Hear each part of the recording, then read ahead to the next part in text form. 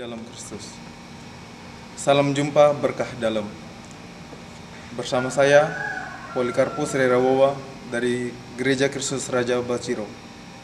Saya ingin mengajak Anda sekalian untuk mendengarkan sabda Tuhan pada hari ini, Senin 27 Januari 2020. Bacaan diambil dari Injil Markus bab 3 ayat 22 sampai 20. Sebelum kita memulai bacaannya, kita tandai diri kita dengan tanda kemenangan Kristus. Dalam nama Bapa, Putra, dan Roh Kudus. Amin. Dan ahli-ahli Taurat yang datang dari Yerusalem berkata, "Ia kerasukan Beelzebul, dan dengan penghulu setan ia mengusir setan." Yesus memanggil mereka, lalu berkata kepada mereka dalam perumpamaan, "Bagaimana iblis dapat mengusir iblis? Kalau suatu kerajaan yang terpecah-pecah, kerajaan itu tidak dapat bertahan. Dan jika suatu rumah tangga terpecah-pecah, rumah tangga itu tidak dapat bertahan.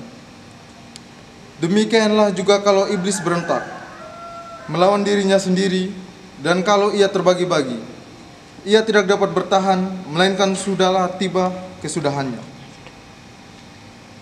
Tetapi tidak seorang pun dapat memasuki rumah seorang yang kuat untuk merampas harta bendanya apabila tidak diikatnya dahulu orang kuat itu.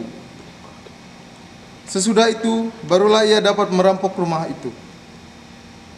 Aku berkata kepadamu, sesungguhnya semua dosa dan hujat anak-anak manusia akan diampuni, ya, semua hujat yang mereka ucapkan.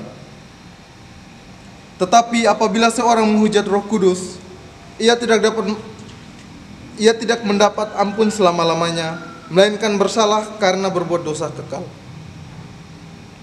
Ia berkata demikian karena mereka katakan bahwa ia kerasukan roh jahat. Demikianlah sabda Tuhan. Terpujilah Kristus. Saudara-saudari yang terkasih dalam Kristus, Kristus yang adalah Tuhan menyelamatkan kita sekali untuk selama-lamanya. Paulus ingin mengingatkan kita semua bahwa kuasa Yesus Kristus tidak berulang-ulang. Ia menyelamatkan dengan kuasa sebagai manusia dan sebagai Allah.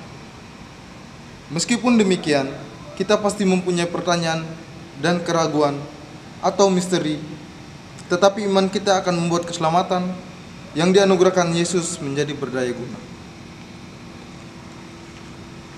Banyak orang yang sudah mengalami mujizat pun belum tentu dapat diubah dan bertobat, karena mereka tidak percaya. Inilah tanda kasih Allah yang masih mengizinkan partisipasi manusia.